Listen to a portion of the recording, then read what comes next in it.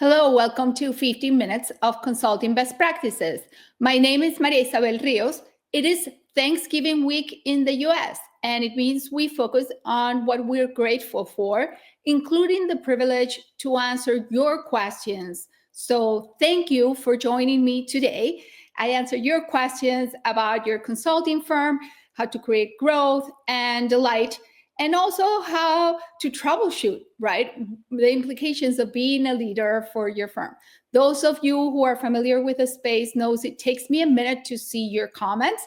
And it also helps when you say hi, when you chime in with your ideas, with your thoughts, and when you contribute to the conversation. So don't be shy. Having said that, Deidre, can you please show the first question that came in for today? Thank you. All right. When you're in discovery and a client states their budget, how do you think about proposing a higher fee? Is there a standard percentage that would add more juice without getting dismissed? And this question is from Monique. Thank you, Monique, for sending your question in. This is an important question, and a lot of folks grapple with this question. Once a client has stated a budget, is that it, or do we go over by how much? So in a nutshell, a standard percentage, no. Can you go over the standard budget and get your proposal approved? Absolutely. So first, a consideration. This is where two other discovery questions and one technique are important. Hello, thank you for saying hi. So two questions, right? Value, this is where you ask about value in your discovery. And another question is their heart attack number, which is a different question than the budget number, right? You've heard us talk about these two questions before, so I'm not going to go into depth. Go back to previous LinkedIn Lives, and you can hear us discuss them in detail. In quite a few of them, we comment about both of those. So here's the technique, though. Building alternatives into your proposal. So to be clear, alternatives are not different routes to the same destination. So you're not telling your client, we can either solve the problem this way or that way. That will be confusing for your prospects and your clients and does generally not work. Alternatives are based on tweaking specific client levers that will change the way you deliver the project based on what you know works best, in a way that it's meaningful and attractive to your client based on the discovery conversations you've had. So it's very client specific. How do you tweak it?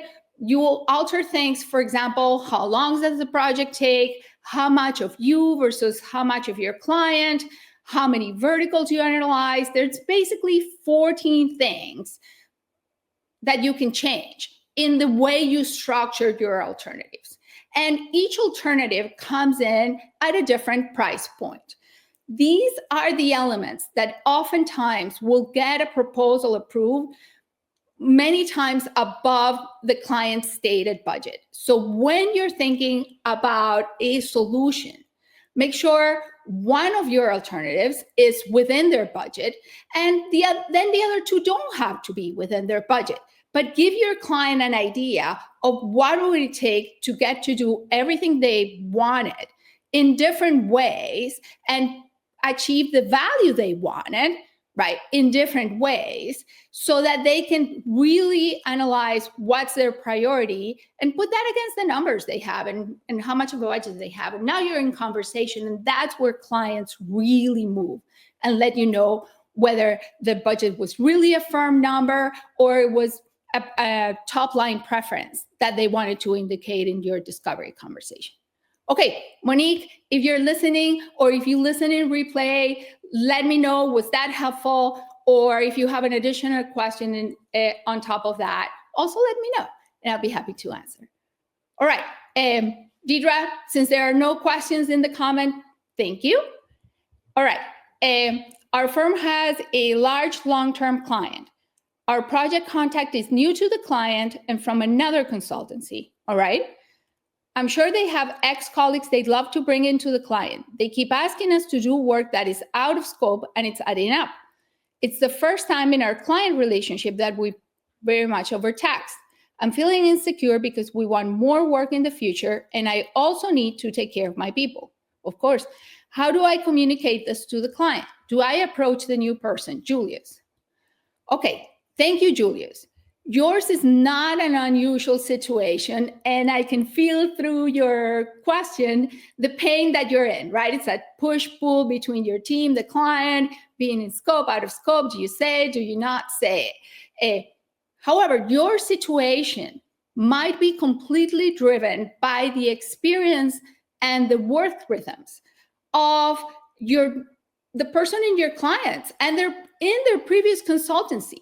So my first suggestion is don't take it personally. This is likely not about you and not about an agenda to push, another consultancy in. It may turn out that I'm wrong, but it's worth having a more neutral frame of mind to begin with. As a rule of thumb, I would suggest 3 things. 1, do what is reasonable, right? So if they have a request that it's reasonable within the context of your project, do it. A second rule of thumb, be transparent, right? Be transparent in what you are doing and what you're not doing. As consultants, and I've been in this situation myself before, we're sometimes eager to please our clients and we don't give them visibility of what we're doing and we're not doing, and whether it's in scope and out of scope, and clients don't know, right? So be transparent about it, not in a petty way, not in a mean way or in a bean counting way, but just bring clarity to the table. And the third suggestion is that you lay out clearly and transparently what's going on with this person in particular, and invite them to problem solve with you ways to reset your current work, the add-ons, the timelines, and the distribution of work so that the objectives of your overall project get accomplished and it's balanced. So instead of you doing the problem solving on your own and then bringing, okay, this is the problem, I've thought about it, these are our alternatives, invite them to problem solve the situation together. Tell them, look, we're facing this situation. This is what's happening with my team. These are the objectives we lay out together. These are the priorities we laid out together. How do we go about it? What would you suggest? We deprioritize? Do we expand scope? Do we extend our timeline? And both of you can think about it. And then you'll know, right? You'll know if this is done on purpose, or if this is just the way this person was working, or if there's pressure from the top. You know what's behind it. So don't be afraid to ask, and also bring transparency to the table while doing what's reasonable. All right, Julius, let me know if that helps, and let me know what comes out of this. I'm curious now. Thank you. Okay, Deidre, share one more question. This question is from Jacob. Thank you, Jacob. I've been doing a lot in business development. Good. And I'm not sure I'm putting my energy into the right places. For example, I put a cold campaign together. Now there are many meetings and just a couple of opportunities in different sectors. Much of my work is long-term payoff, and my pipeline doesn't look good. So I am committed to building relationships while I need to find the next $300,000 ASAP. Jacob. All right. Jacob, I'm sorry that you find yourself in this situation. Do not fret, right? There's the short-term pressure versus the long-term pressure. You're doing the right things in building long-term relationships and spending time building relationships. So keep reserving time for long-term relationship building and focus on connecting. Remember that most quality business development has very long-term cycles, at least from the perspective of somebody who, like you, needs to find $300,000 ASAP, right? So if you're just starting, keep making deposits into your relationship bank. Now, for the short term, collaborations are your likely answer. Who can bring you into projects today so that you can focus on delivering while you keep connecting, while you keep growing and strengthening your network? Cold contacts take a long time to warm up, right? But where can you start gaining some income in delivery that others have sourced? Platform come to mind as good places. If platform have the type of work you can consult on, start looking for work there. Start building relationships with leaders at platforms that can learn about your expertise, where you can learn what they need, and so they can call you when they have projects that meet your area of expertise. You can get projects in the short term. Other types of collaborations where you can sit in front of decision makers, or where you can have a project that it's ready-made a lot faster, and you can come in as an independent contractor for a boutique consulting firm or for other types of consulting firms. Those will help in the meantime as you continue growing your relationships and growing your network. So figure out a way to bridge the short-term gap while you develop a longer-term platform, which does take time. And that's a conundrum that quite a few folks find themselves in.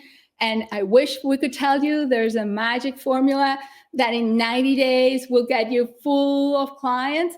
But unless you're in very specific type of consulting, where projects are very short and are very transactional or more transactional, building relationships takes a lot of time. So think about that. Who are good collaborators for you? That's your priority list for relationship building. All right, Deidre, can you please show me the next question? Thank you. As we prepare to negotiate the extension of our work into 2025, how do we simultaneously increase our fees and move away from a fee per hour model without scaring our current base of clients? Terry. All right, Terry. Good work, Terry, on setting your eyesight on moving away from a fee per hour model, and also good work on starting to talk with your clients about 2025, which is around the corner, right? Both things are moves you won't regret. So here's a thought. It may be challenging to move right away from a fee per hour model into a value-based model, depending on how ingrained the model is with your clients and how long you have been working with them. So you might have to think about this more in terms of progressive steps.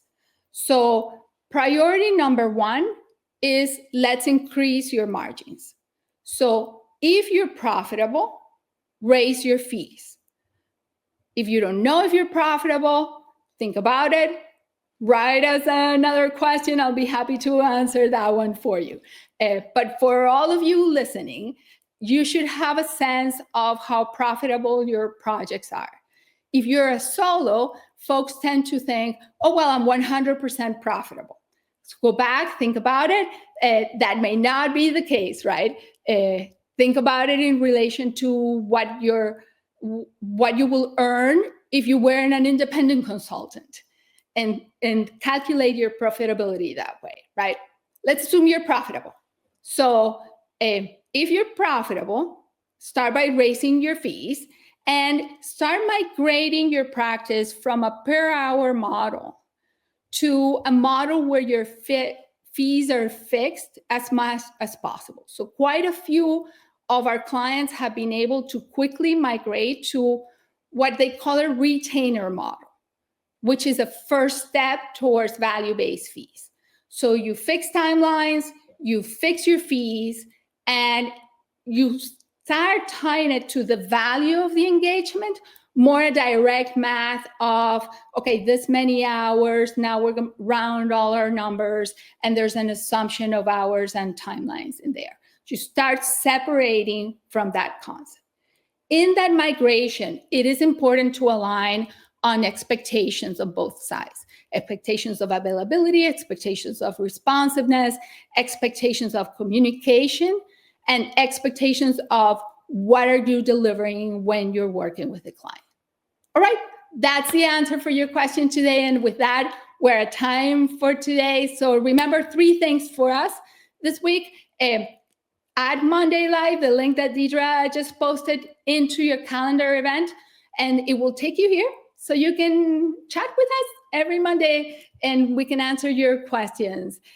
Another request is that you subscribe to the articles that come out every Wednesday.